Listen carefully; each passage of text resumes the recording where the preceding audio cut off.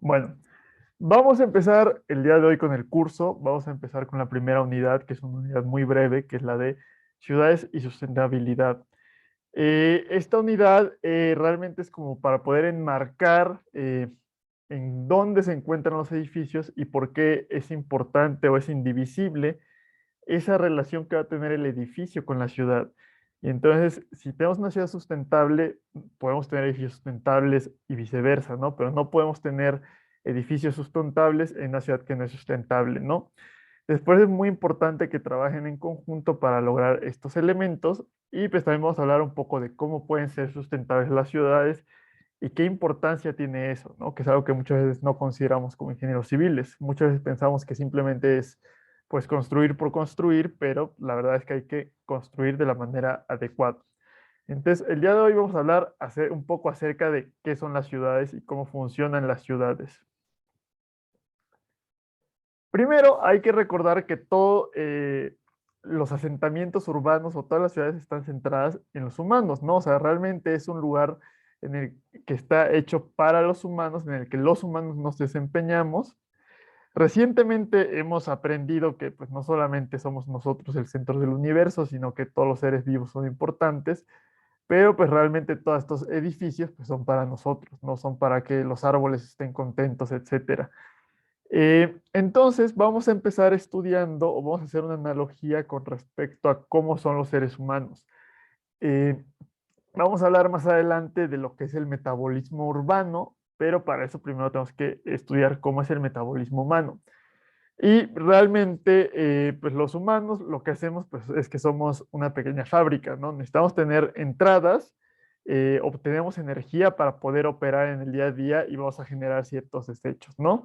Pues los insumos van a ser cualquier tipo de alimento, agua, aire y desechos es desde el CO2 y cualquier excreción que tengamos, ¿no? Y esta energía es lo que nos va a permitir caminar, estudiar, correr, hablar, etcétera. Y esa es como que una manera muy mecánica de ver a los seres humanos como una caja negra. Y todo lo que está realizando esas operaciones internas va a ser el metabolismo humano. Entonces también vamos a poder ver a las ciudades como si fueran seres vivos que van a tener una serie de transformaciones de los insumos que van a recibir, los desechos que van a sacar y la energía o la actividad económica que van a tener las ciudades. Entonces, por eso estamos hablando o estableciendo este marco del metabolismo humano.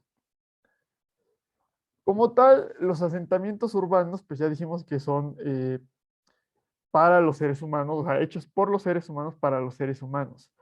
Realmente nosotros no somos más que otros animales, somos mamíferos. Y como cualquier animal, pues tenemos un ecosistema en el que nos desarrollamos. En realidad, resulta que el ecosistema de los humanos pues va a ser un ecosistema social.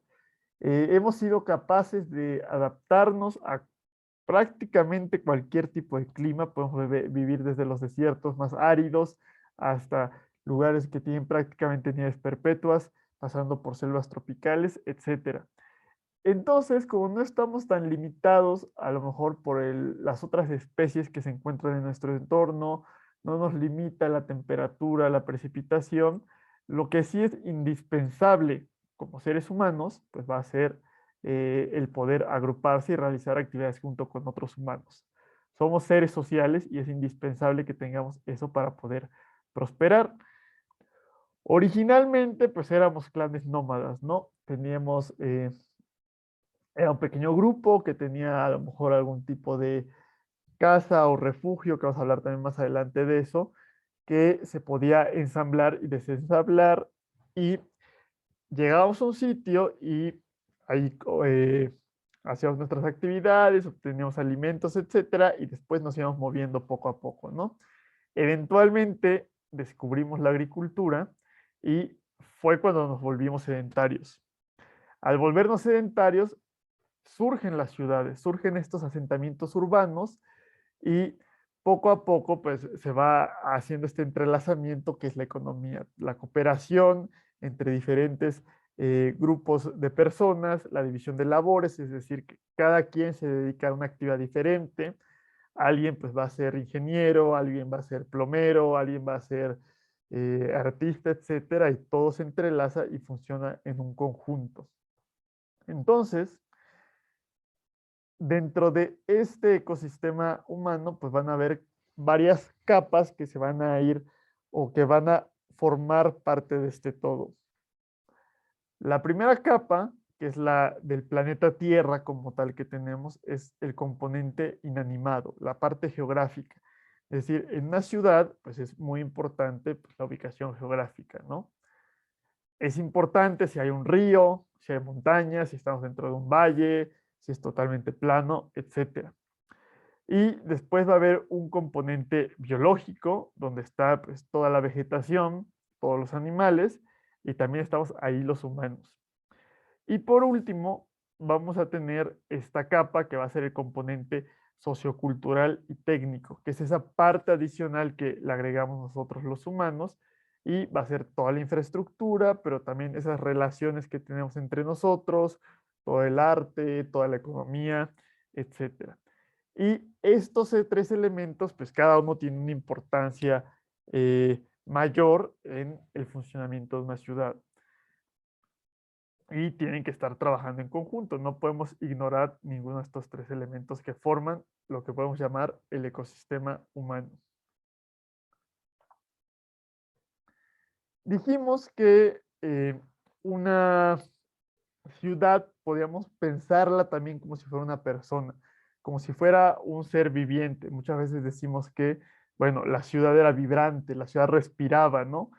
Porque también va a tener, al igual que un ser humano, pues va a tener ciertos flujos, ciertos insumos, va a haber una transformación que podemos simplificar por ahí a un sistema de caja negra y después vamos a tener una salida que va a ser otros flujos materiales que por lo general va a ser desechos.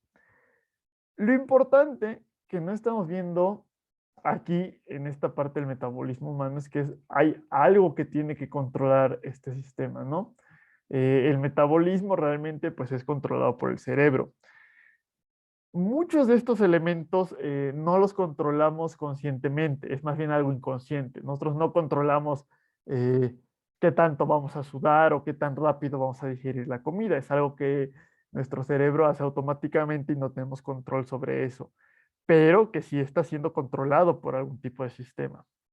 Entonces, de igual manera, en una ciudad, pues vamos a tener cierta cantidad de entradas, cierta cantidad de salidas, y van a haber ciertos elementos que van a estar regulando estos materiales. Y estos elementos pues, van a ser los elementos técnicos y socioculturales. Entonces, aquí es donde entra la importancia de nuestra labor como ingenieros civiles o donde tiene la relevancia como ingenieros civiles, porque nosotros como ingenieros civiles nos dedicamos al diseño de los sistemas que ayudan a mantener estos flujos materiales y flujos de energía y también nos dedicamos a operarlos. Por ejemplo, podemos tener las redes de distribución de agua potable.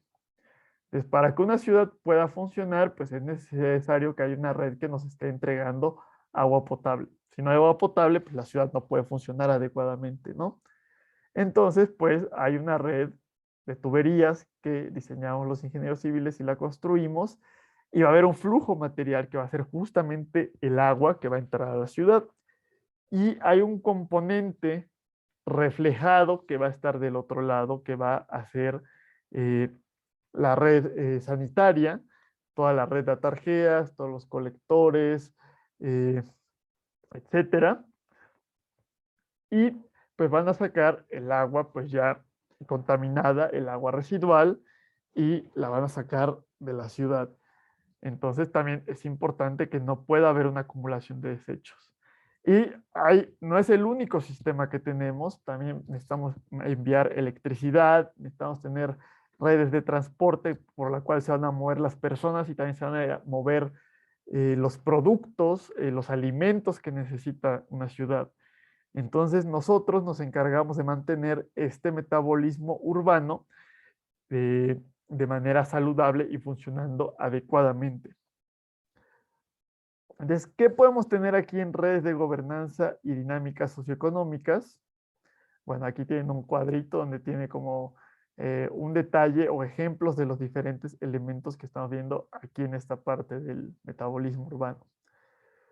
Entonces, la red de gobernanza no solamente, o sea, gobernanza no solamente se refiere al gobierno como tal, o sea, el gobierno es una parte importante, todas las secretarías, todos los organismos que tiene, todas las dependencias que tiene el gobierno, pero pues también las industrias tienen cierta capacidad de regulación, todas las ONGs, la sociedad civil es bastante importante y va a mantener un control, un movimiento adecuado de estos flujos, porque muchas veces muchos de estos sistemas funcionan de manera poco adecuada o el gobierno no los controla o no invierte en ellos y pues hay otro tipo de actores urbanos que tienen que entrar a mantenerlos de manera adecuada.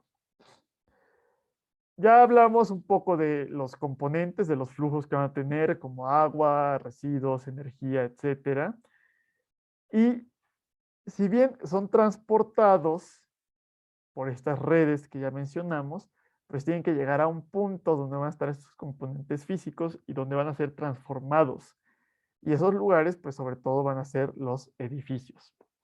Edificios o fábricas, oficinas, casas, etcétera, siempre son el punto final de esta red de agua potable y el punto inicial de la red de aguas residuales, ¿no?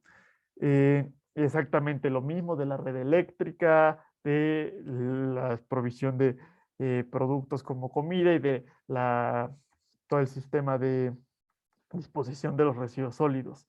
Todo llega a este punto que van a ser los edificios y es como si fueran unas raíces que salen de estos elementos.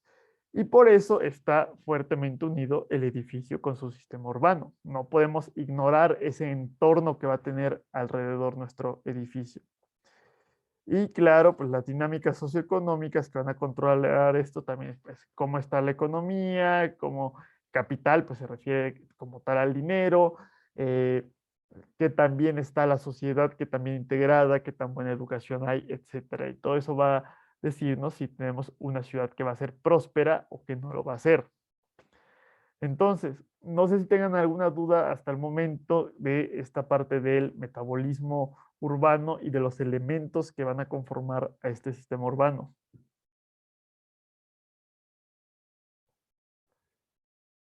Bueno, y si no tienen dudas, pues vamos a continuar con la siguiente parte. A ver qué pasa. Ok. Entonces ya hablamos un poco cómo podemos sistematizar estas redes de las ciudades, cómo podemos encontrar un orden en cómo funciona la ciudad, pero las ciudades no son estáticas, las ciudades tienen un tamaño y ese tamaño va a ir cambiando con respecto al tiempo. Y el tamaño no solamente se refiere a la población, sino que también se refiere a la extensión horizontal y vertical de las ciudades. Entonces, algo muy particular del siglo XX ha sido la explosión del crecimiento poblacional.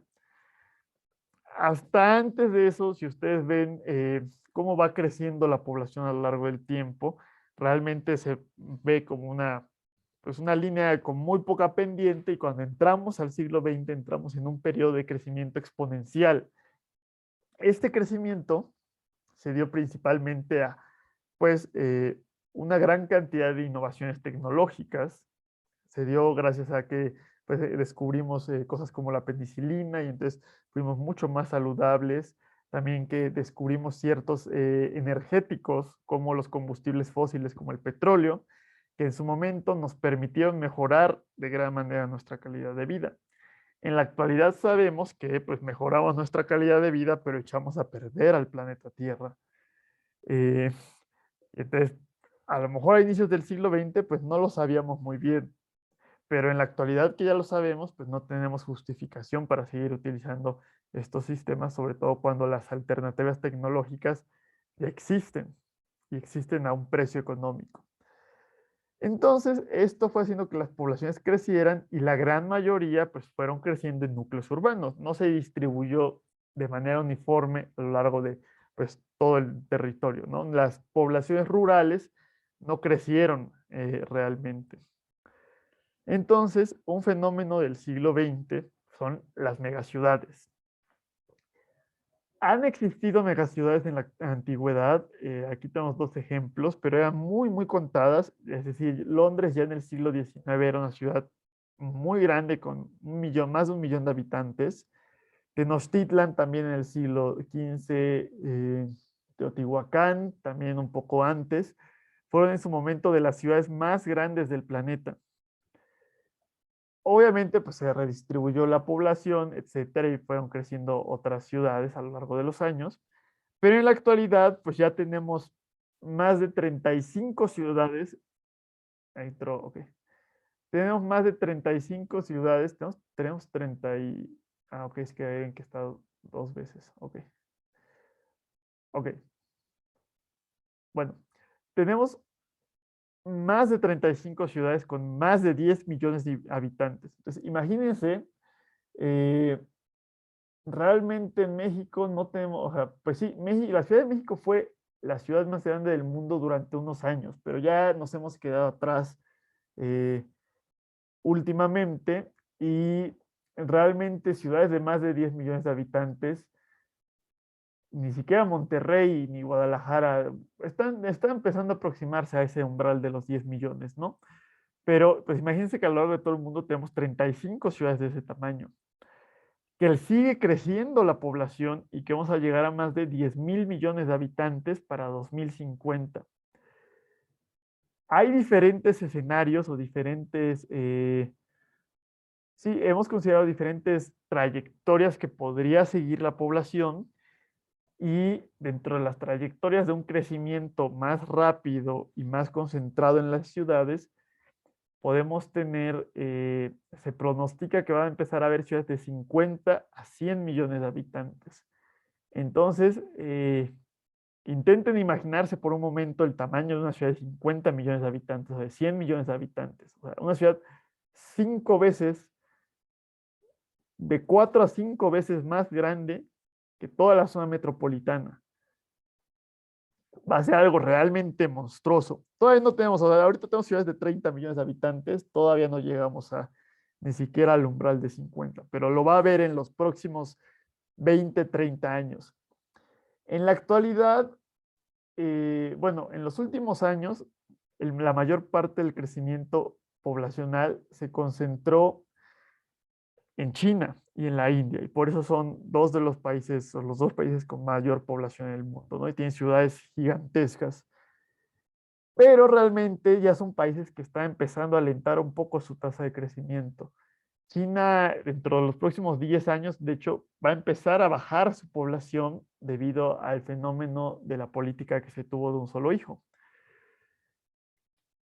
Pero todavía el continente que tiene un crecimiento muy fuerte es África. África está creciendo a una velocidad muy rápida, aunque ya está empezando a alentarse ese crecimiento, y pensamos que para 2050, 2060 vamos a alcanzar un máximo de población global y después vamos a empezar a bajar.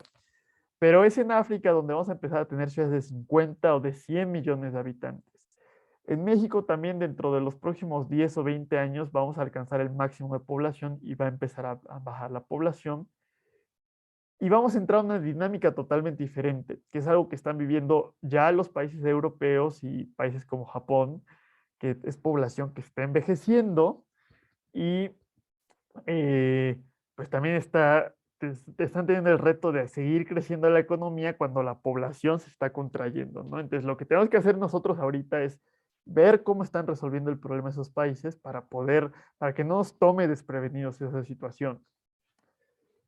Ahora, el crecimiento de las ciudades en la mayor parte del mundo, vamos a ver que no siempre se da eso, va en conjunto con una redensificación de las ciudades. Quiere decir que pues la cantidad de habitantes por metros cuadrados va creciendo, estamos viviendo cada vez más pegados y eso significa que cada vez son más verticales las ciudades. Hasta cierto punto es bueno tener una mayor densidad habitacional, porque no es lo mismo que haya una casa aquí y una casa a 10 kilómetros y tenga yo que darle agua potable y electricidad a la casa que está aquí y después mandar una tubería durante 10 kilómetros para darle agua a esa casa que está hasta allá. es mucho más eficiente y requiere mucha menos energía el tener pues, un edificio de 2 pisos donde haya una casa abajo y otra arriba y pues simplemente en vez de mandar esos 10 kilómetros el agua, pues simplemente la mando 4 metros arriba. Entonces, eso es lo que nos facilita esa mayor densidad habitacional, ¿no? Es más económico distribuir los recursos. Um, Estas redes de insumos son más cortas, más eficientes. Y también pues hay una mayor diversidad de actividades económicas y eso permite que funcionemos de mejor manera, ¿no? Ahora,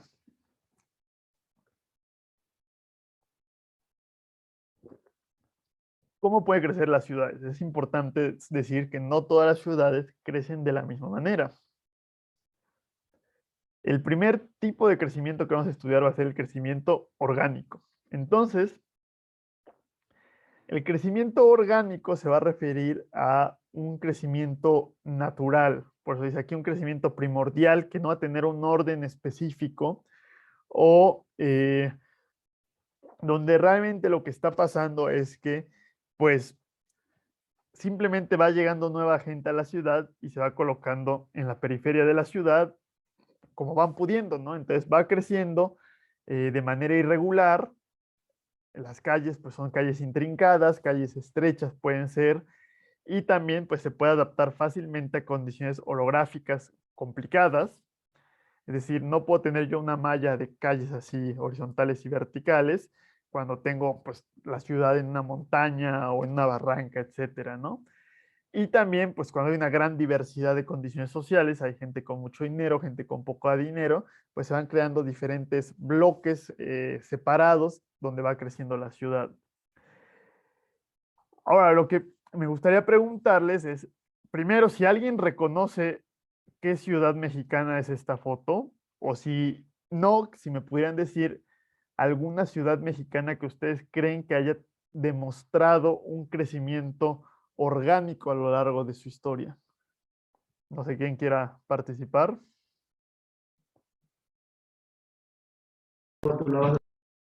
¿Qué pasó, Daniel? Pues no reconozco la ciudad que está en la foto, pero yo creo que, bueno, según yo, Querétaro ha tenido un crecimiento de este estilo porque se ha ido expandiendo mucho hacia la periferia. Ok, o sea, es las grandes, las más grandes ciudades, o sea, si tú piensas en el centro, o sea, Querétaro tiene como que una red, o sea, vamos a pensar primero en la Ciudad de México, o sea, sí es más o menos por ahí va. Si pensamos en la Ciudad de México, podemos ver que tenemos una serie de ejes, eje sur, eje norte, eje oriente, poniente, ¿no? Si ustedes lo ven en Google Maps, van a poder ver que es como que una cuadrícula perfecta de calles, ¿no? Entonces, esa cuadrícula perfecta de calles, pues no surge por casualidad, ¿no? O sea, alguien tiene que agarrar un plano y trazar una recta y hacer la calle recta, ¿no? Porque naturalmente, pues ni siquiera podemos hacer calles rectas, ¿no? Tendríamos que ir siguiendo más o menos la pendiente, etcétera. O sea, imagínense la diferencia entre una carretera libre, o sea, si hayan viajado por la carretera libre a Cuernavaca y por la carretera de cuota, ¿no? La cantidad de curvas que tiene la carretera libre es muchísimo mayor que la carretera de cuota. Entonces, ciudades muy grandes como Querétaro tienen partes en las que sí tienen una buena planeación y tienen otras partes, como dices Daniel, en las orillas en las que pues simplemente se hace un desorden y un desastre. Igual en la Ciudad de México hay unas partes donde si uno ve en el mapa se ve una cuadrícula muy bonita y si ve otras partes del mapa se ve pues bastante complicado lo que está pasando ahí. Y eso nos va a llevar a una parte que vamos a llegar, que tiene que ver mucho con lo que has dicho tú.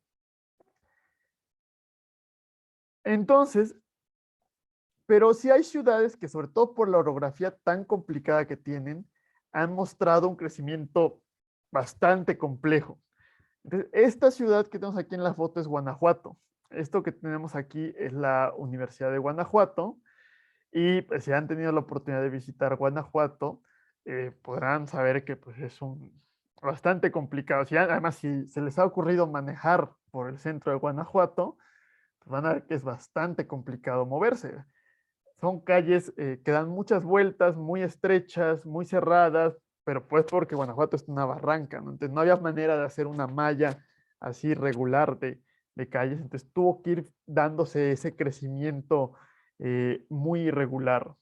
Por otro lado, que es lo que tenemos por acá, tenemos el crecimiento de los planes urbanos. Pero antes de llegar a ese crecimiento de los planes urbanos, vamos a mencionar un poco de lo que yo pienso por donde iba la respuesta de Daniel, que son los asentamientos irregulares, ¿no? Este es un asentamiento irregular, es de los asentamientos irregulares más grandes del mundo, que se encuentra en Kenia, en la capital de Kenia. Eh, pero bueno, en realidad no nos tenemos que ir muy lejos para ver eso, ¿no? En todos los países hay ese tipo de asentamientos, hay unos que son más famosos como las favelas en Brasil, pero bueno, en México, en la Ciudad de México también hay muchas regiones que eh, han tenido un crecimiento desorganizado y por lo general fuera de la ley. Entonces, los asentamientos irregulares, como no hay una planeación urbana, pues crecen de manera orgánica, ¿no? Crecen de manera irregular, no podemos ver esta malla que tenemos. Y por lo general, son habitados por la gente de menores recursos.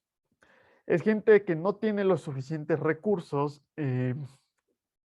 para poder adquirir una propiedad o rentar una propiedad de mayor valor, también porque el gobierno no les da los apoyos necesarios para poder eh, entrar en una propiedad regularizada o en un barrio regularizado. Y también se generan cuando las ciudades crecen demasiado rápido. ¿Qué es lo que pasó en México en los 60? Empezó a crecer la Ciudad de México tan rápido que el gobierno no tenía el dinero para construir calles, para construir drenaje, etcétera, ¿no? Entonces lo que empezó a permitir el gobierno es a que la gente hiciera sus casas como pudiera, se asentara como pudiera y pues que tuvieran que darse los servicios ellos mismos, porque el gobierno no tenía la capacidad de darles los servicios. Eh, entonces, por eso suelen tener una naturaleza ilegal y no tienen estos servicios públicos. Y es un círculo vicioso porque el gobierno, aquí alguien participó algo en el chat, Chilpancingo, sí, también Chilpancingo tiene unas partes donde eh, no ha tenido, Isaac nos comenta de Chilpancingo con esta parte del crecimiento orgánico, ¿no?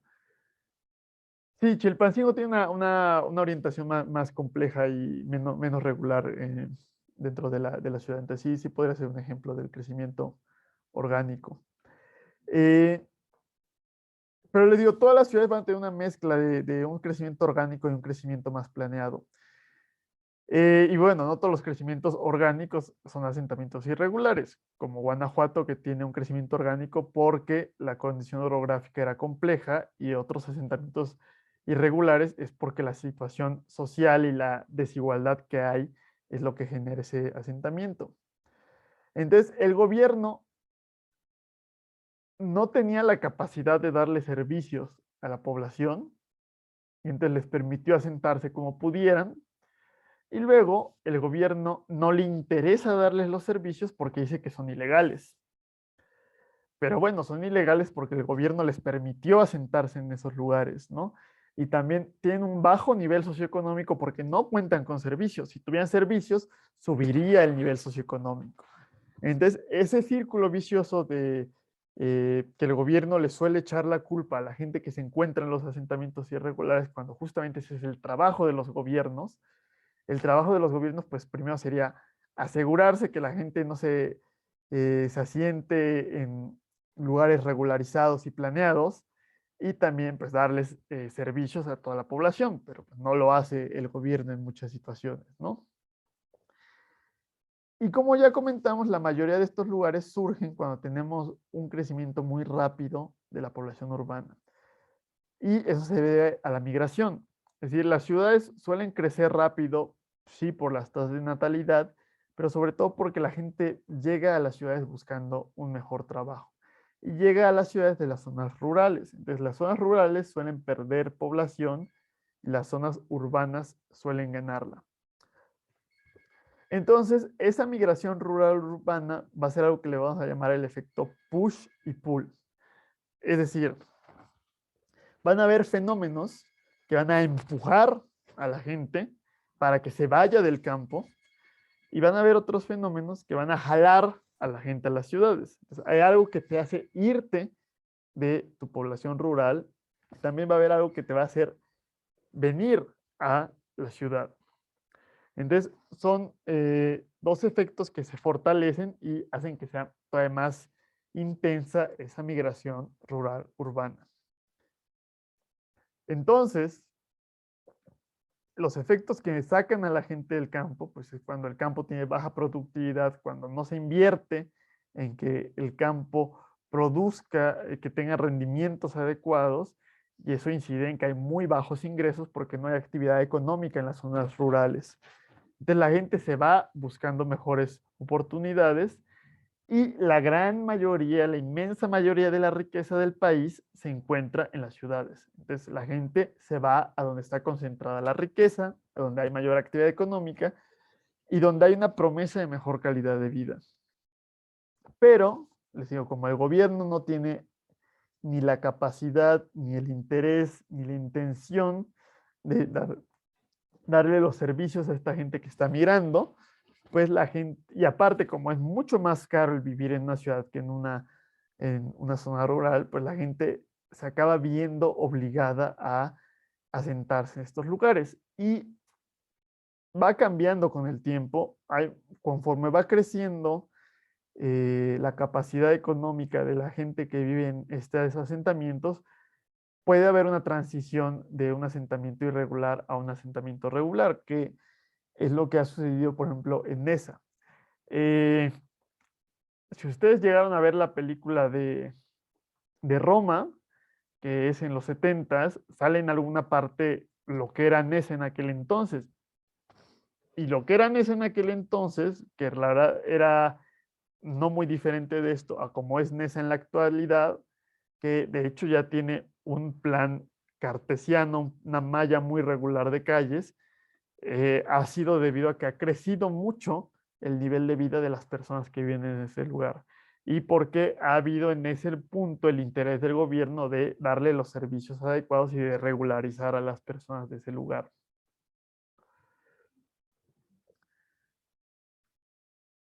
Por otro lado, ya vimos que existen el asentamiento orgánico, que es irregular, que simplemente pues, va creciendo como se puede, y otro que es el que se encargan de hacer los urbanistas, que va a ser el asentamiento o los planes urbanos, donde les decía que agarramos un mapa y pues trazamos cómo van a ser las calles, cómo van a ser los lotes, qué usos de suelo van a haber y pues permitimos que se desarrolle de una manera ordenada la ciudad.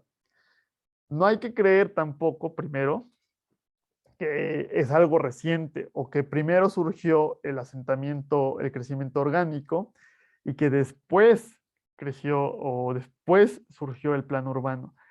Hay ciudades ancestrales donde podíamos ver nosotros, ya sea en Mesopotamia, en Egipto, también en ciudades de Mesoamérica como Teotihuacán, que tenían un plan geométrico cartesiano con calles muy bien delineadas.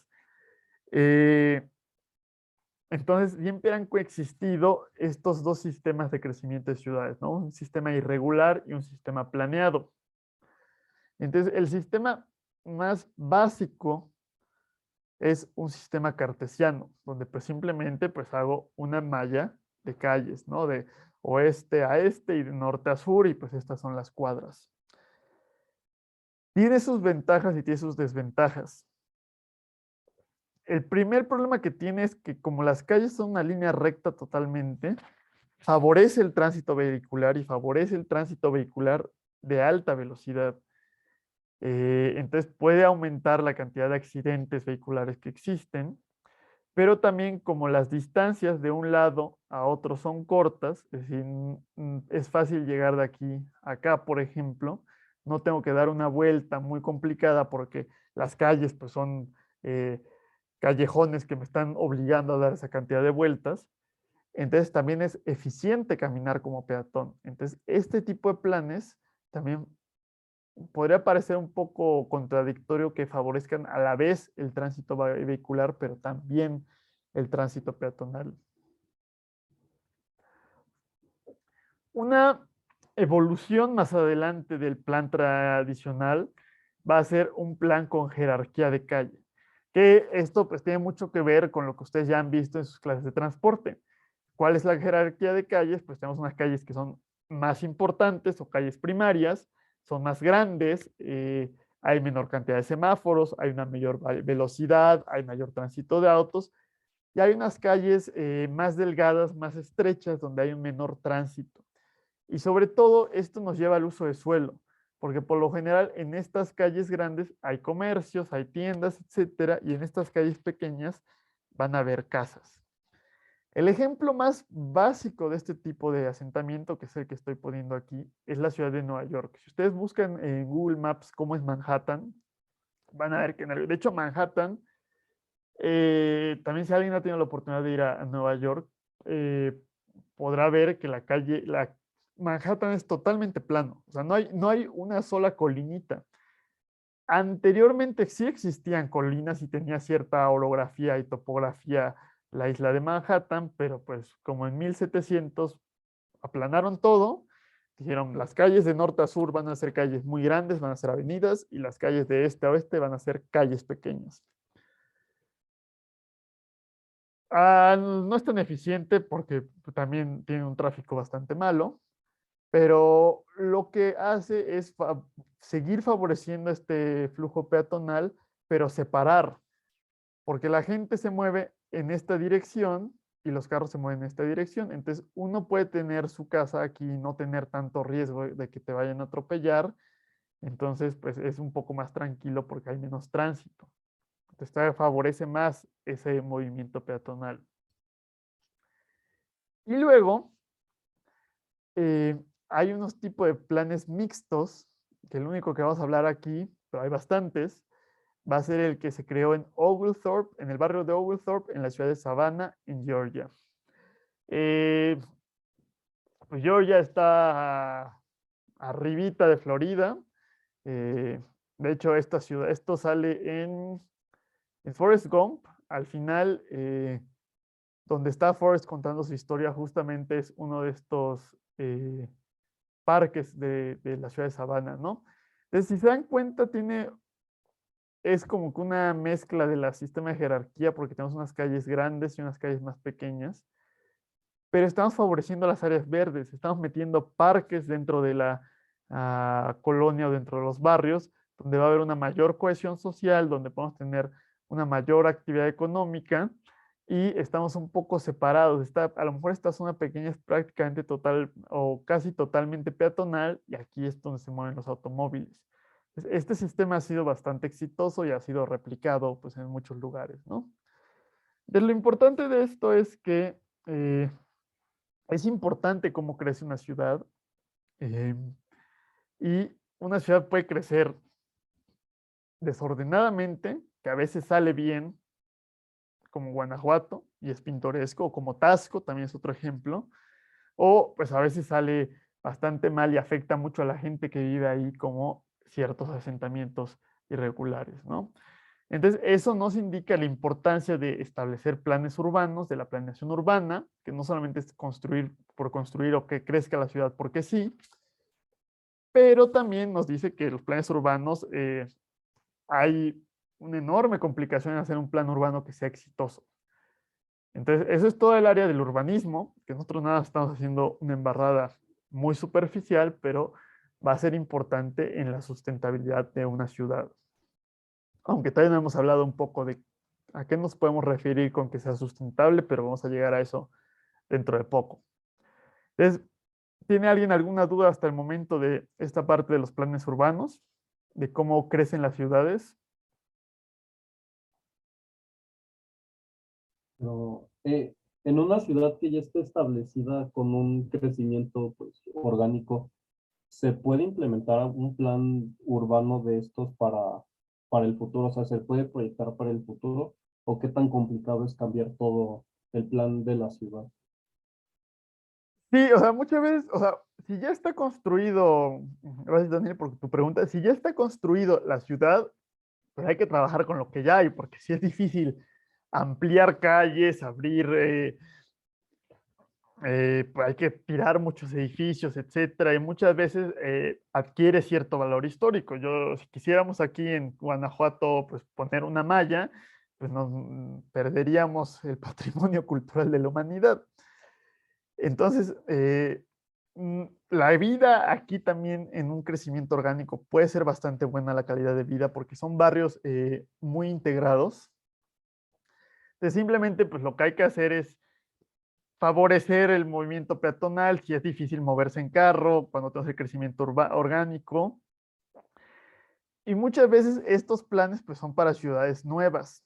Sí se ha hecho eso que comentas de aquí vamos a crear un plan urbano y son justamente los ejes viales en la Ciudad de México.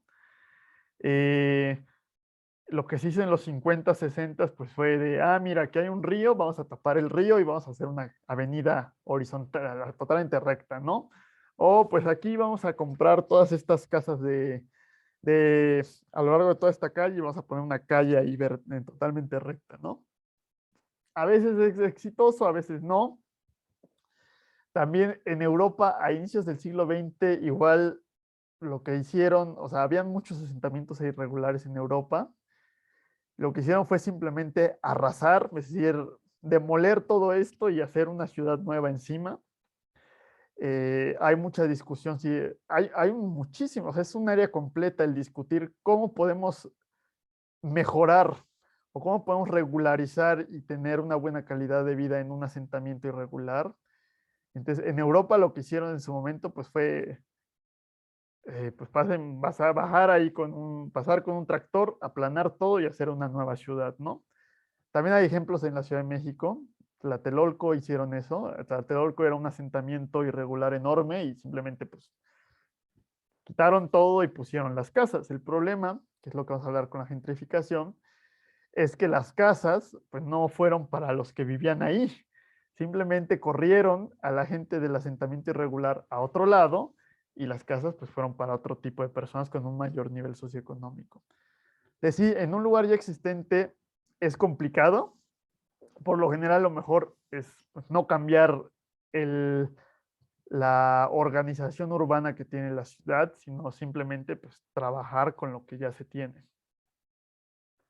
Pues, espero que eso haya contestado un poco tu pregunta y que no haya dado más vueltas o te haya confundido más. No, Eh, claro. ok, gracias Daniel. Ahora, justamente, que, por decirlo así como va, ¿qué aberraciones podemos tener dentro del crecimiento urbano? Que es esta idea del capitalismo desenfrenado, que hemos llegado a cosas que no tienen sentido cuando lo analizamos en realidad. Y una de esas ideas, pues, es el suburbio americano. Que el primer problema que tienes es que es exclusivamente residencial, entonces si quiero ir a comprar algo a la tiendita, pues tengo que agarrar mi carro e ir a la tiendita. Si quiero ir a trabajar, pues tengo que moverme media hora, una hora. Si quiero ir a la escuela, lo mismo media hora, una hora. En su momento fue una gran idea porque fue una construcción masiva y uniforme en todo el país que le pudo dar un hogar a casi todos los estadounidenses, pero también realmente la idea era promover el consumismo. Construyo un barrio que está a una hora de la ciudad y entonces la gente está obligada a llegar en carro. Entonces la gente va a comprar un carro y entonces así aumenta la economía. Entonces, eso nos regresó y nos afectó, ¿no? O sea, nos acabó regresando la bolita. También tiene un problema que es totalmente uniforme. Eh, entonces, que va a ser un desperdicio de recursos, que es lo que ya mencionamos con anterioridad. Mandar todo el tipo de servicios a estas ciudades tan lejanas, pues es muy caro y requiere mucha energía. Y lo primero que necesitamos para ser sustentables pues, es disminuir nuestro uso de energía. Entonces, la propia forma de la ciudad puede hacer que gastemos más o menos energía o que estemos obligados a utilizar automóvil o que podamos utilizar transporte público o incluso caminar o andar en bicicleta. Entonces, este es el típico suburbio americano. Como ven, tiene una planeación urbana muy clara, o sea, no crecen, no surgen las ciudades así de esta forma, con estos eh, callejoncitos y todo, ¿no? Y que estas curvas, esto está muy bien planeado, o sea, muy planeado, pero es un plan urbano bastante diferente de este plan que tenemos aquí. La idea de esto es que tengamos que ir en carro. Si ustedes ven, por ejemplo, esta casa y esta casa de acá no están muy lejanas entre sí, pero para ir en carro tengo que dar toda esta vuelta. Y para ir a esta casa, que tampoco está muy lejos, tengo que salir, ir por acá, ir acá, y la entrada está hasta acá.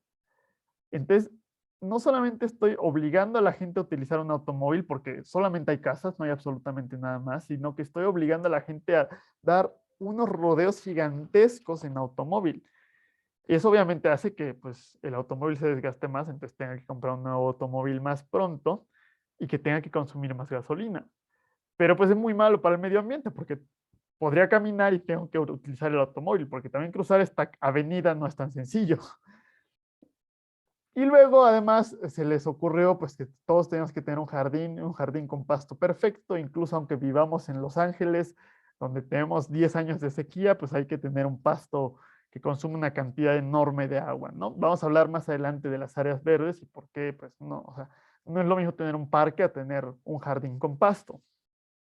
Entonces, esto ha sido un problema enorme y pues ha afectado mucho. O sea, esto dificulta mucho el tener una ciudad con cohesión social o con una gran cantidad de comercios, que la gente local vaya a comprar a los comercios, que yo pueda ir a caminar a mi trabajo. Y el problema es que nosotros como mexicanos también hemos absorbido esta idea y hemos creado nuestro propio suburbio americano, que si esto es producto de un mal sueño, pues los suburbios mexicanos pues son producto de una pesadilla, ¿no? Entonces, estos desarrollos horizontales de interés social, pues es de lo peor que nos ha podido suceder en el desarrollo urbano. Es terriblemente malo, porque de entrada la mayoría de estos están abandonados, la mitad de las casas están vacías. No hay, en esta de la izquierda no hay, esto está en Monterrey, no hay un solo árbol, no hay una sola zona verde. Eh, Aquí pues hay un poquito más de pasto, pero no hay árboles, todo es totalmente uniforme, no hay comercios, no hay absolutamente nada y luego resulta que uno vive en la Ciudad de México, pero este sea, desarrollo horizontal está, hay varios que están construyendo ahorita en Tecámac, ¿no? Que por ahí va a estar el nuevo aeropuerto, que son 3 horas de camino, es totalmente incorrecto, ¿no? Entonces, esto es bastante problemático, va contra la idea de tener ciudades un poco más densas. Ahorita vamos a hablar de cuál sería la alternativa, cuál sería lo mejor que podemos hacer. Pero el desarrollo económico nos ha mandado a este callejón sin salida, donde hemos cometido bastantes errores, hemos gastado mucho dinero y hemos pues acabado con muchas zonas naturales por construir esto que ni siquiera es bueno. ¿Ok? Entonces, eh, hay que pensar que, o sea, esto sí ha generado una gran cantidad de actividad económica y le ha dado muchísimo dinero a muchas constructoras, pero pues lo importante no es construir por construir, lo importante es construir para mejorar la calidad de la vida de las personas y la calidad de vida en este tipo de lugares no es buena. Entonces es dinero desperdiciado. ¿Por qué hemos llegado a este problema de los suburbios o qué nos ha forzado a llegar a esto? Es algo que se llama el modernismo arquitectónico, que obviamente no tenemos un amplio conocimiento de la historia de la arquitectura y del urbanismo, porque no somos ni arquitectos ni urbanistas, pero pues es importante que tengamos nociones de estos elementos, ¿no? Eh, el modernismo arquitectónico tiene otro nombre que se llama el estilo internacional. Y ahí vamos a también tener otro problema de la sustentabilidad. Vamos a ver en las próximas clases que la sustentabilidad son soluciones locales, específicas para el lugar donde estoy, de acuerdo a las condiciones culturales, económicas, climáticas, etcétera.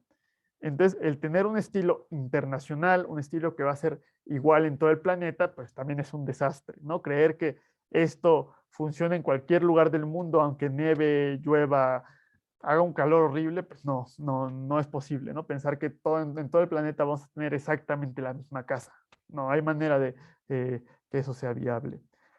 Pero en un momento dado se pensó que era posible. A inicios del siglo XX y sobre todo después de la Segunda Guerra Mundial, cuando descubrimos o empezamos a poder utilizar nuevos materiales de la construcción, cuando empezó el uso del concreto, del acero, del vidrio, que ahorita es algo que damos por sentado, no son los materiales normales de la construcción, pero hubo un momento en el que fueron nuevos y crearon una enorme cantidad de nuevas oportunidades de construcciones. La primera idea del modernismo arquitectónico es que rechazaba las ideas tradicionales. Es decir, ya no íbamos a hacer estas columnas griegas y pues no nos interesaban mucho ciudades tradicionales con arquitectura tradicional como Guanajuato, Zacatecas, eh, cualquier otro lugar, Coyoacán, etcétera. Lo que nos importaba era la modernidad, el futuro. Entonces tenían unos ideales utópicos, querían resolver todos los problemas sociales, crear una ciudad ideal. Y sí, fue en conjunto con esto que hablamos hace rato del crecimiento poblacional. Entonces, la idea era poder generar prosperidad y progreso, esta idea del progreso, a una gran cantidad de la población, pero siempre y cuando fuera progreso occidental, progreso de acuerdo con las ideas americanas o con las ideas europeas. Y la idea occidental del progreso era tener rascacielos, edificios muy, muy altos, avenidas muy, muy grandes, porque teníamos que el progreso es, en esa idea del progreso del modernismo arquitectónico era estar en auto, tener un auto caro, era progreso, entonces para poder manejar mi auto caro necesito una avenida muy grande, ¿no? Y necesito trabajar en el piso 50, piso 70 de un edificio, y pues los edificios todos tienen que ser exactamente iguales en todo el planeta, con las fachadas de cristal, ahorita vemos una imagen, y pues hay que darle casas a todo el mundo, ¿no? Esto es lo que estamos haciendo en la actualidad, pero antes lo que se hacían era hacer multifamiliares, ¿no? Sigue utilizándose el modernismo, pero ya nos hemos empezado a dar cuenta que pues, no es bueno, o sea, o a lo mejor lo que funciona en Francia no necesariamente va a funcionar en México, ¿no? Y menos va a funcionar a lo mejor en Vietnam, que tenemos que encontrar un poco de soluciones locales y que a lo mejor el que toda la población, si todos los mexicanos tuviéramos dos automóviles, no tendríamos un mejor nivel de vida, ¿no? Eh, que nos hemos dado cuenta que realmente lo que necesitamos es poder tener transporte público de calidad, ¿no? Obviamente, mucha gente en México no quiere usar el transporte público porque es malo, porque consideran que es peligroso, ¿no? Y es cierto, o sea, lo que queremos es poder tener un transporte público cómodo y que me permita llegar a cualquier lado. O sea, si vamos a lugares como Japón, la gente, no todo el mundo tiene carro, sino lo que hay es que todo el mundo viaja en tren y los trenes pueden llegar a todos lados. Que es lo que se dice, o sea, habrán visto ustedes algunas imágenes que ponen que un país desarrollado no es donde nadie utiliza el transporte público, ¿no? Sino donde, o más bien, un país desarrollado no es donde los pobres tienen auto y no utilizan transporte público, ¿no? Sino donde los ricos también utilizan el transporte público, porque el transporte público es lo suficientemente bueno. Entonces, los principios fue por un arquitecto que se llamó Le Corbusier, francés, es muy importante en la arquitectura, pero propuso un par de cosas bastante raras. Si ustedes ven esta ciudad, en la actualidad hay muchas ciudades que se ven así, pero su villa radiante era París. Él proponía que tiráramos todas esas casas tan icónicas de París y construyéramos esto en el centro de París, ¿no? Donde estaba el Arco del Triunfo sería esto. Y, y bueno, es muy bueno que no hayamos hecho eso, ¿no? Porque tiene una importancia cultural y no es lo mismo pues vivir en un edificio de 50 pisos que pues, vivir en esas edificios de 5 o 6 pisos de París, donde hay una cantidad de tienditas afuera, donde uno puede caminar a gusto, etcétera, ¿no? Y donde hay muchos parques. Eh, entonces, esta fue una de las primeras propuestas, una que sí se construyó, fue Brasilia, fue diseñada por Oscar Niemeyer. En los 60 se les ocurrió al dictador en turno que tenían en Brasil, se le ocurrió que iba a ser una buena idea crear una nueva capital, que las ciudades grandes que tenían no eran buenas y que iban en medio de la selva, en medio de la nada, donde no habían carreteras, no habían vías férreas, no había forma de llegar ahí, iban a ser la nueva capital, ¿no? Y que va a ser una ciudad utópica y, y pues construyeron Brasilia. El problema es que nunca ha sido habitada a su totalidad y lo único que hay ahí son edificios de gobierno porque nadie quiere ir a vivir a Brasilia. Realmente su ideal utópico no funcionó. Pero como ven, podemos ver las características, que son avenidas muy grandes, hechas para el automóvil. Hay muchas áreas verdes, pero pues es imposible como peatón llegar a esta zona, a este parque, ¿no? Y de hecho, si ven, está totalmente vacío. Puro pasto, que vemos que el pasto consume una cantidad de agua impresionante. Tendría que haber un poco más de árboles, caminos para que la gente pudiera pasear, bancas, etcétera. Como un parque, ¿no? Pero esto realmente es solamente para que se vea bonito, porque ¿cómo cruzo yo esta calle de, no tengo ni idea cuántos carriles son como 8 carriles, ¿no? Como peatón pues, está bastante complicado y realmente pueden ver que este parque realmente solo le pusieron un poquito de verde al distribuidor vial. En realidad esto es un distribuidor vial, no es un parque. Entonces, pues realmente nos hemos dado cuenta que la vida ideal no es en este tipo de ciudades, ¿no? En México intentamos hacerlo nuestro en su momento. Ya les había comentado Tlatelolco, en los 60 se acabó con lo que era un asentamiento irregular y se construyó una ciudad que iba a ser para todos. Y era bastante, la idea es bastante buena porque hay 3 tipos de edificios para 3 niveles socioeconómicos y la idea es que convivieran diferentes niveles socioeconómicos, lo cual evita la segregación social, ¿no? Y habían escuelas, y habían deportivos, etcétera. Entre que pues tuvo los problemas estructurales del sismo, que Banobras abandonó y no existía esa ley de condóminos en su momento, pero también nos dimos cuenta que vivir en un bloque de concreto de 20 pisos pues no es lo que uno sueña, no es el lugar ideal, ¿no? Si le preguntan a uno, oye, ¿dónde te encantaría ir a vivir, no? Pues no dices, bueno, el edificio de 50 pisos, ¿no? Que es totalmente gris. Siempre dice la gente, bueno, me gustaría ir a París, me gustaría ir a cualquier otro lugar, ¿no? Decía, ha tenido problemas y resulta que todas las áreas verdes también eran muy impersonales y entonces la gente no las cuidaba y la gente no las utilizaba. Y en la actualidad, ahorita está teniendo un poco de un renacimiento varias partes de Tlatelolco, pero también hay muchas partes muy descuidadas, muchas áreas verdes que incluso hasta son peligrosas. Hay un deportivo con una alberca que en el sismo se le hizo una grieta y se fue el agua y nunca se les ocurrió repararla. De hecho, mis abuelos vivían aquí en Tlatelolco y desde la ventana se veía esa alberca abandonada y pues, no es muy agradable tener ahí una vista de una alberca abandonada, ¿no?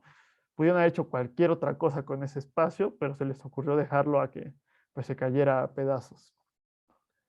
Y pues bueno, Tlatelolco fue hecho por el arquitecto mexicano Mario Pani, que también es bastante importante, ¿no? Y eso nos lleva a la idea de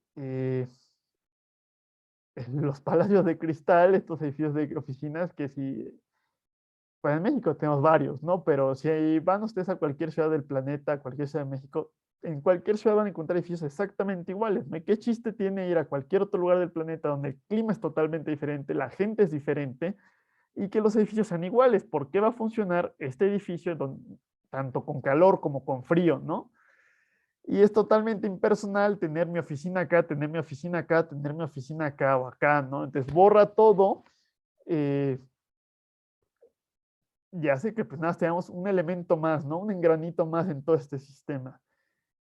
Y vamos a ver que esto es, aparte de la parte del elemento cultural, vamos a ver que es poco sustentable porque gasta mucha energía. Esto es muy poco eficiente energéticamente cuando hablemos de la envolvente energética. Si les ha tocado trabajar en estos lugares, siempre o hace demasiado calor o hace demasiado frío, ¿no? O siempre tiene que estar prendido el aire acondicionado, etcétera. O sea, es un desastre este tipo de edificios. Entonces, no sé si tengan alguna duda, comentario acerca de esto, esta crítica que hemos hecho hacia los desarrollos urbanos de las últimas décadas acerca del modernismo arquitectónico.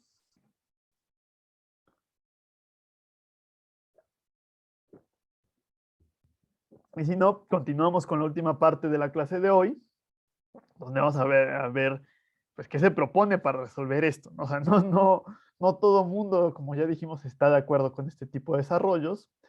Y lo que ha surgido en la actualidad es... Profe, yo tengo una duda. Sí, ¿qué pasó? Es que, o sea, me confundí un poquito con el suburbio mexicano y los multifamiliares.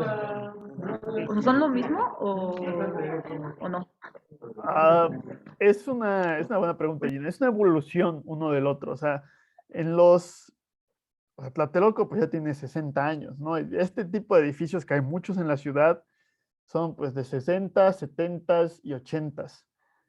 Llegados los 90 cambió la política de desarrollo urbano, también porque ya no había más espacio para hacer este tipo de edificios en la ciudad y empezamos a construir el suburbio mexicano.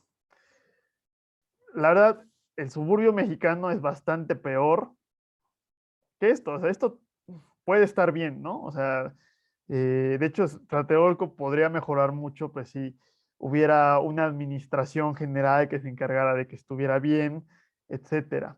Pero esto sí es muy complicado que funcione de manera adecuada. Entonces, esto es algo de nuestras épocas, de nuestra época más bien. Esto es del 2000, 2010. Últimamente como que ya han intentado pararle un poco a esto, pero este es un problema actual. Y este es de hace unos 30, 40 años, ¿no?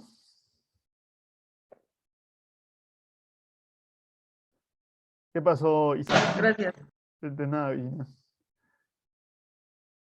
Sí, Ah, profesor, por ejemplo, sería esta parte de las unidades habitacionales, sería lo que está pasando ahorita, no sé, por ejemplo, en la Colonia del Valle con los City Towers y los edificios que en vez de que sean así como horizontales son muy altos, pero de la misma forma. sí, de hecho, sí, sí, justamente. Y más que ese ejemplo en la del Valle, yo te daría el ejemplo del nuevo Polanco. No, yo no estoy muy seguro que a largo plazo vaya a funcionar eso de tener unos edificios gigantescos y que las calles estén hechas pedazos, etcétera, ¿no? Dijimos que era un poco mejor, dijimos que era bueno tener cierta densidad, o sea, es mejor tener edificios de 4 pisos a tener puras casitas así. Que en México, pues nos gusta más tener casas que, que departamentos, pero es problemático. O sea, ciudades como Torreón, en los últimos 20 años, aumentó su población un 30%, pero la ciudad triplicó su tamaño horizontalmente. Entonces, ¿dónde tenemos eso del...? Ok, si tenemos un edificio de 2, 3, 4 pisos con unos 10, 20 departamentos, pues sí, es más eficiente, eh, pueden estar escuelas, residencias, trabajos, todo más pegado. Pero si tenemos algo excesivamente alto, digo, primero se vuelve demasiado impersonal, depresivo, y es demasiada gente en un mismo lugar, entonces no necesariamente va a funcionar bien. Lugares como la del Valle, hay algunos desarrollos medianos que yo pienso que están bien, pero también como comentas, hay unos desarrollos gigantescos que están haciendo que va a ser un desastre, porque además estás construyendo un edificio sin invertir en la ciudad que está soportando ese edificio, que es lo del Nuevo Polanco. Hay enormes edificios, aumenta muchísimo la densidad habitacional, pero ¿cómo te mueves? No hay calles para llegar ahí, no hay transporte público. Y imagínense en las pobres tuberías de agua potable, si tenía una dotación, no sé, de 200 litros el predio y de pronto lo aumentas a una dotación de 2 millones de litros, es verdaderamente terrible ese esfuerzo adicional que tienen que hacer estas redes urbanas, la electricidad, etcétera. Y es el problema que uno como desarrollador ignora que pues tiene que trabajar en conjunto con la ciudad. Eh, o sea, tendríamos que estar obligado uno como desarrollador a pagar parte de la expansión de la infraestructura pública para que pudiera funcionar adecuadamente. Si alguna vez han pasado por la ciudad temprano, como a las 6 de la mañana, y pasan por todas estas plazas, centros comerciales tan grandes que tenemos, la gran mayoría tiene una fila de pipas de agua afuera, porque el sistema de agua potable no es capaz de darles la cantidad de agua que necesitan, y entonces necesitan tener pipas de agua, ¿no? Porque lo que había antes de que estuviera ese centro comercial, pues no requería la cantidad de agua que requiere ese edificio en la actualidad.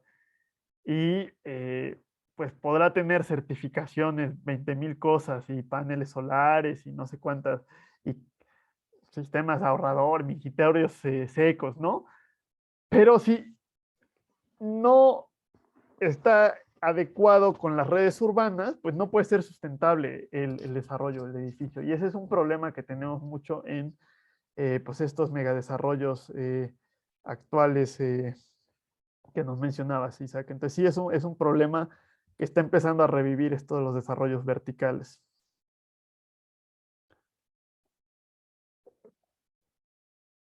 Bueno, entonces, como de tiempo, ok, ahí vamos. Por último, en los últimos años se ha empezado a hablar de esto que va a ser el derecho a la ciudad. Es un nuevo paradigma, es decir, estamos cambiando la forma en la que pensamos acerca de las ciudades, y eh, hay una organización de la ONU, así como la UNESCO, la UNICEF, etcétera, que se encarga de los asentamientos urbanos, que se va a llamar ONU Habitat. Y crearon algo que es la nueva agenda urbana, donde ellos establecían un manifiesto de cómo tenían que ser las ciudades con calidad de vida del futuro o del presente próximo. Y ahí estamos empezando a considerar muchas cosas que en todos estos enormes desarrollos nunca se nos habían ocurrido. Primero que la ciudad, como ya dijimos, la forma de la ciudad puede decir si es amigable con el medio ambiente, amigable con las personas, es sustentable o no lo es. Entonces, la propia ciudad puede favorecer la discriminación.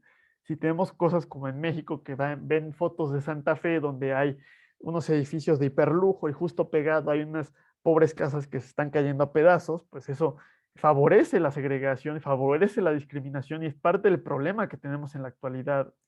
Entonces también las ciudades pueden ayudar a favorecer la igualdad de género, o la pueden dificultar.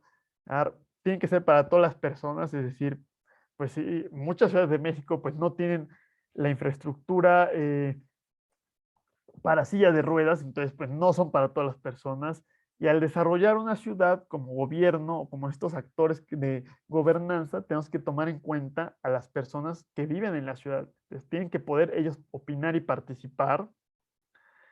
También la ciudad pues tiene que ser asequible. Si ustedes ven los precios de de las casas o departamentos en la Ciudad de México, es totalmente fuera de lugar. Entonces, bueno, ¿quién va a comprar todas esas casas tan caras, no? Y no solamente pues tenemos que tener grandes edificios, grandes desarrollos muy bonitos, sino que los lugares públicos tienen que ser de calidad. Y todo esto tiene que favorecer una economía diversa. Y no tenemos que ignorar la parte rural. Tiene que estar muy bien ligada esta parte urbana y rural para que mitigar o mejorar un poco esta situación del fenómeno push-pull que nos lleva a la creación de asentamientos irregulares. Entonces, si en la planeación urbana empezamos a tomar en cuenta estos factores, pues podemos disminuir la incidencia de asentamientos irregulares, de grandes desarrollos regulares pero impersonales y con mala calidad de vida. Y eso nos lleva a la idea del nuevo urbanismo. Es curioso que se llama nuevo urbanismo, pero realmente es un retorno a las ciudades tradicionales. Si ustedes ven esta imagen de una ciudad, pues yo les pregunto, ¿no? O sea, ¿dónde preferirían vivir? ¿En esto, a lo mejor en este departamento, o prefieren vivir aquí, o prefieren vivir aquí, ¿no? Eh, ¿Cuál es la diferencia de esas anteriores con esto? Primero, si es un poco, es compacto, son varios pisos, son departamentos, pero no es excesivamente compacto como esto. Es uso de suelo mixto, hay residencias y hay comercios, y entonces se favorece al peatón, no hay grandes vialidades que favorezcan altas velocidades y contaminación auditiva y del aire, y pues entonces hay una simbiosis entre la gente que le va a consumir estos propios comercios y la gente que va a convivir en la calle, entonces va a haber una cohesión social y va a haber un tejido social fuerte, entonces va a haber menos discriminación, va a haber más igualdad y pues va a haber menos polarización en las ciudades, que este tipo de cosas ha favorecido la polarización tan fuerte y tan problemática y muy crítica que tenemos en la actualidad entre la gente de menores recursos y la gente de mayores recursos, que nos puede explotar esa bomba en cualquier momento. Y más si estamos atizando el fuego, ¿no? Que es lo que nos hemos dedicado eh, en la actualidad, ¿no? En las o sea, últimas décadas y todavía hoy en día seguimos haciendo eso de, de gran manera. Y eso nos va a generar una mayor calidad de vida. Y la verdad es que este tipo de ciudades o de barrios ya existen en muchos lugares. En México, si ustedes piensen, por ejemplo, en Coyoacán, en San Ángel, o incluso en la Santa María de la Ribera, que está viviendo un renacimiento, la verdad es bastante más agradable vivir en este tipo de lugares que vivir, ya dijimos, en estas cosas de 20 pisos, ¿no? El problema es que nos damos cuenta que esto es atractivo y vamos, como decía Isaac, a lugares como la del Valle y pues tiramos los edificios de 3, 4 pisos y hacemos cosas de 20 pisos y pierde totalmente ese carácter tradicional y cultural que va a tener el lugar. Entonces, la idea pues es que las ciudades del futuro no tienen que verse tecnológicas y de cristal, etcétera, ¿no? Con grandes avenidas, sino que tienen que verse funcionales, tienen que verse amigables. Esa es la idea de una ciudad con calidad de vida. Pero pues muchas veces somos demasiados como para vivir en una ciudad que todos vivíamos en Coyoacán, ¿no? Si hay 20 millones de personas en la Ciudad de México, pues tiene que ser algo bastante amplio, aunque redensificáramos, pues va a ser una ciudad grande.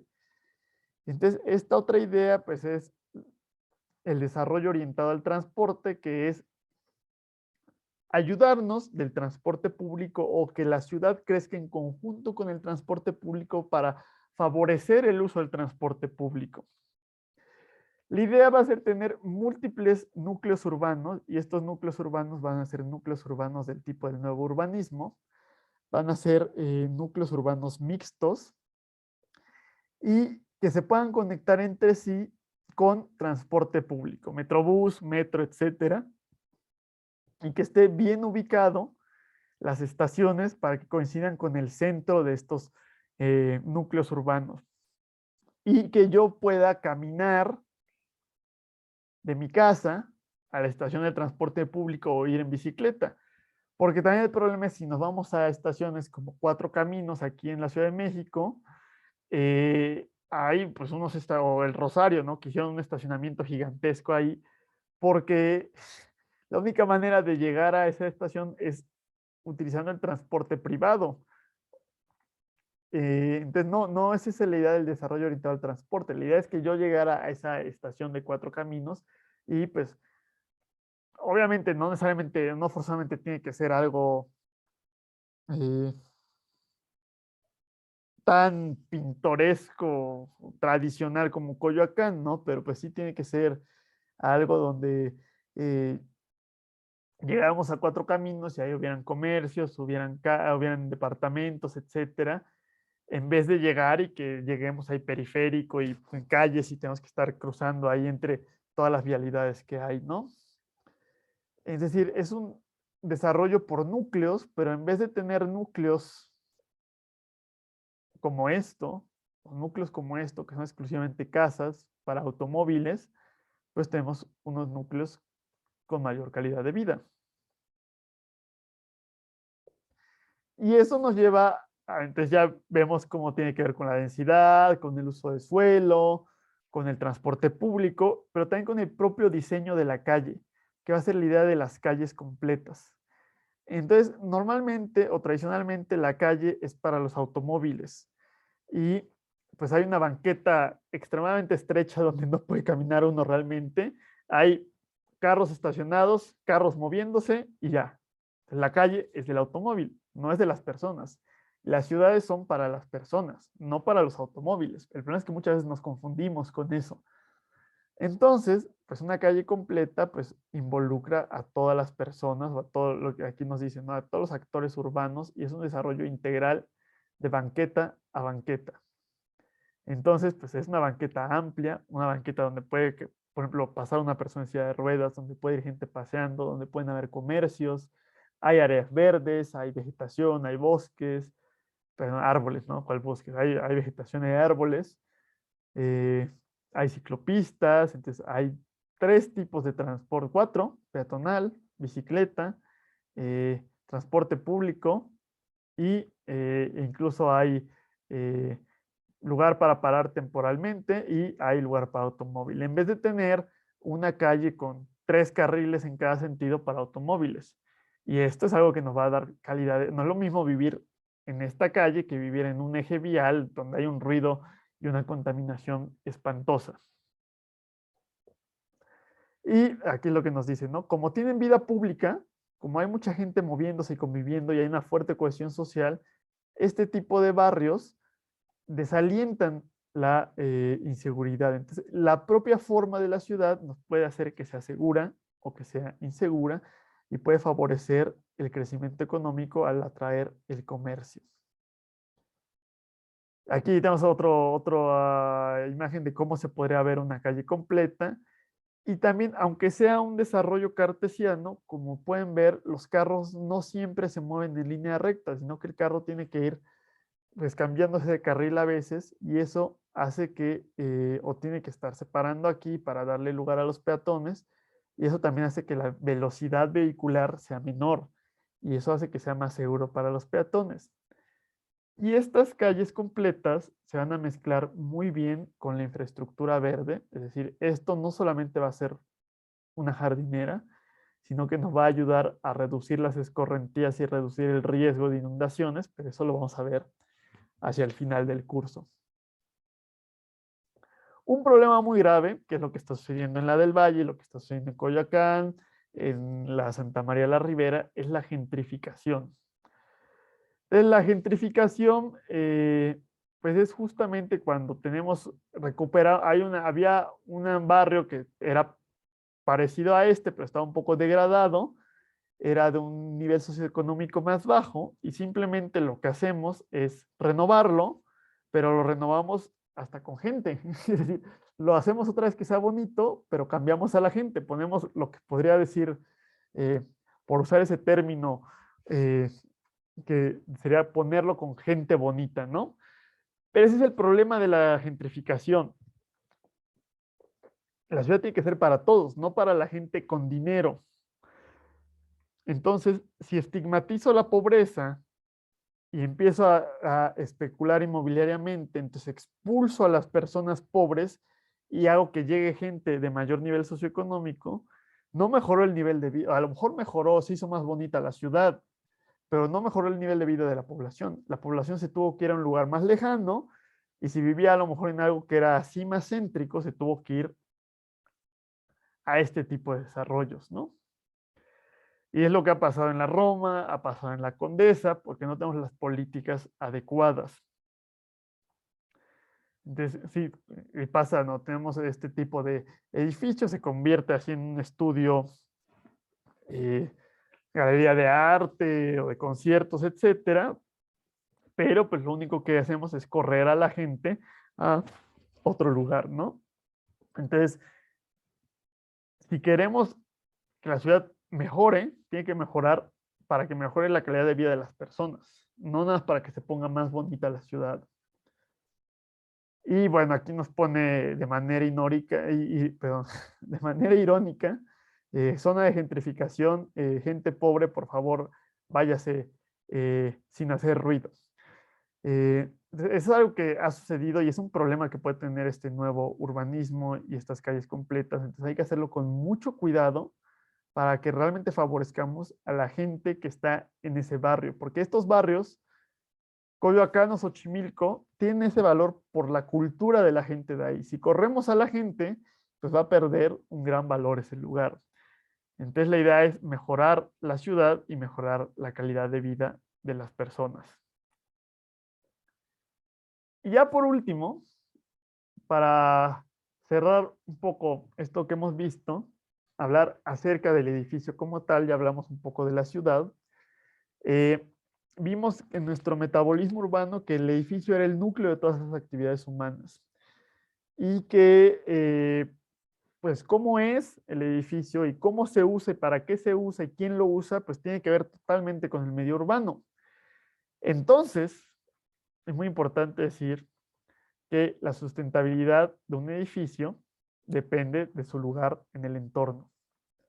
Es decir, y esto es muy importante, que un edificio que es sustentable en un lugar puede no serlo en otro. No es lo mismo, a lo mejor yo en Nueva York puedo hacer un rascacielos de 50 pisos y darle certificaciones sustentables, etcétera, pero si voy y construyo ese rascacielos en Coyoacán, no va a ser sustentable. Entonces, la sustentabilidad depende del lugar local y por eso el estilo internacional no es algo que sea sustentable. Y entonces, ¿cómo podemos hablar un poco? Y esto va a ser una primera aproximación a qué sería la sustentabilidad dentro de un edificio. Entonces, la sustentabilidad de un edificio con respecto a la ciudad es, primero, tener en cuenta esa densidad de flujo de materia y energía de la zona urbana. Es decir, ya dijimos, la densidad de flujo de materia puede ser, por ejemplo, el agua que está pasando por las redes de agua potable. Entonces, ya lo mencionamos. Si yo consumía el lote, que era una casa en la Benito Juárez, consumía 200 o me parece 500 litros al día, y hago un edificio que va a consumir 50,000 litros al día, pues no es sustentable. Porque cambié esa densidad de flujos de materia y energía. La cambié sin aumentar la capacidad de la ciudad. También el edificio tiene que intentar minimizar ese uso de energía, porque la energía genera emisiones de efecto invernadero y genera el cambio climático. Entonces, minimizamos el uso de energía, pero no solamente dentro del edificio. Si favorezco que la gente en su transporte use la menor cantidad de energía, es decir, que en vez de usar el carro, use el metro, o utilice bicicleta o camine, pues estamos ayudando a la sustentabilidad. Hay que preservar las características sociales, es decir, no correr a la gente de un menor nivel socioeconómico, sino aumentar su nivel socioeconómico, preservar la cultura del lugar y la calidad de vida.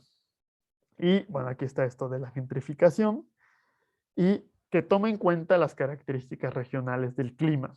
Entonces, esta parte bioclimática la vamos a ver como durante 10 clases, un poquito más adelante, como en 3 clases empezamos con la parte bioclimática, y la parte de resiliencia.